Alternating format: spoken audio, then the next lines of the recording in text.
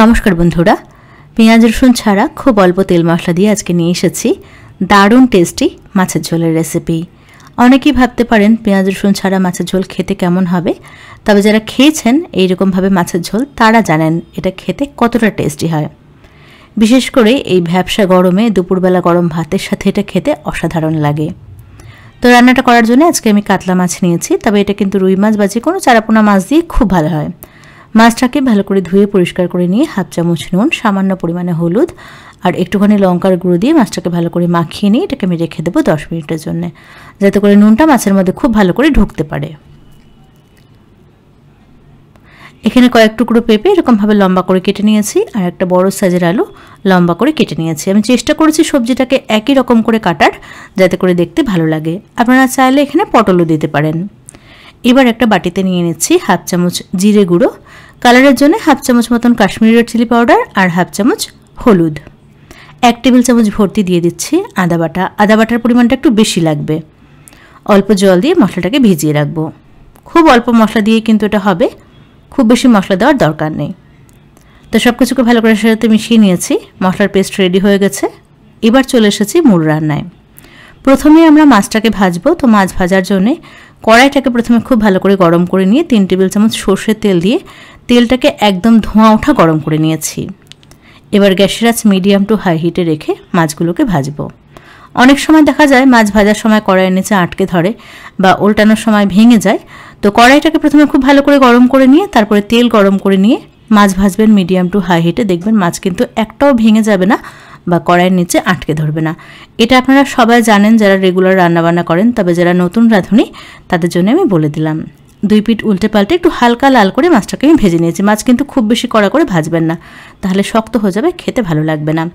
মাছ ভেজে তুলে নেওয়ার পরে ওই তেলটার মধ্যে আলু আর পেঁপেটাকে সামান্য পরিমাণে নুন দিয়ে একটু হালকা লাল করে ভেজে নিয়েছি।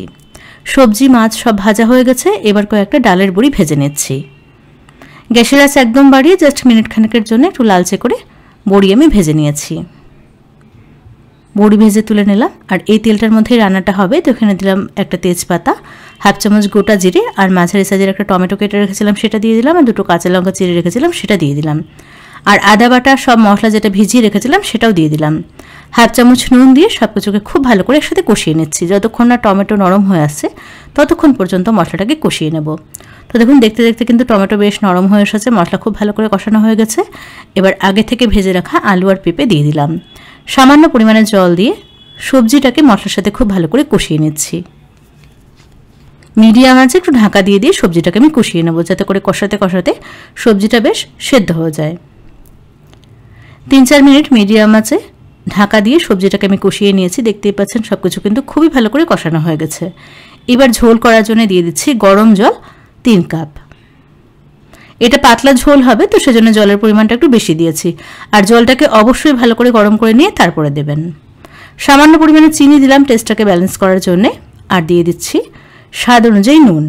আমি কিন্তু নুন এর আগেও একবার দিয়েছি, তো সেটা বুঝেই নুনটা দিতে হবে। একটা চেরা কাঁচা লঙ্কা দিয়ে সব কিছুকে ভালো করে মিশিয়ে নিচ্ছি। ঝোলটা টকবক করে ফুটে উঠেছে। এবার মিডিয়াম আছে 5 মিনিট ঢাকা দিয়ে রান্না করব। খুব বেশিক্ষণ সময় লাগবে না, যেহেতু সবজিটা খুব ভালো করে কষানো ছিল আর কষাতে কষাতেই কিন্তু সবজি মোটামুটি 70% সেদ্ধ হয়ে গেছিলো। সেজন্য মিনিট 5-এর মধ্যেই দেখবেন সবজি খুব ভালো করে সেদ্ধ হয়ে যাবে।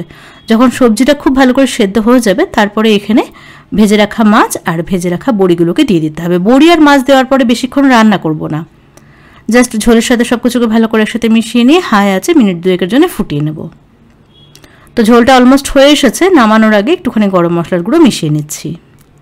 গরম মশলার গুঁড়োটাকে দিয়ে ভালো করে মিশিয়ে নিয়ে আরও 2-1 মিনিট ফুটিয়ে নিলে তৈরি হয়ে যাবে দারুণ টেস্টি পেঁয়াজ রসুন ছাড়া মাছের ঝোল। খেতে কিন্তু এটা অসাধারণ লাগে।